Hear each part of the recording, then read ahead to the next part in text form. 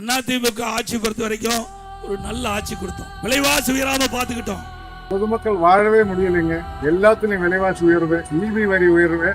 மக்கள் விலைவாசியில் தான் கடுமையா பாதிப்பாங்க. திமுக ஆட்சி வந்ததுல இருந்து எல்லாமே விலைவாசி எல்லாமே உயர்வு. இப்போ ரொம்ப கடுமை தான். இன்னைக்கு அரிசி விலை உயர்ந்து போச்சு. 30க்கு ஒரு கிலோ 30 ரூபாய் ஏறி போச்சு.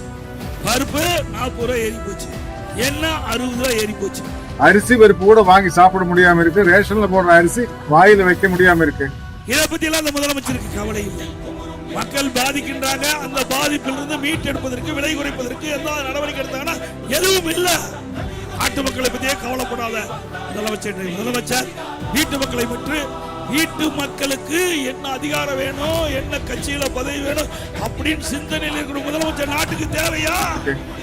மக்களுடைய ஓட்டு பெற்று வர்றவங்க கோடீஸ்வரனா இருக்கிறாங்க. ஓட்டு போட்டவங்க பூரா ஓட்டாண்டியா இருக்கான். இதாங்க 4 வருஷத்துல நாட்டில் நடக்கிற நிலைமை.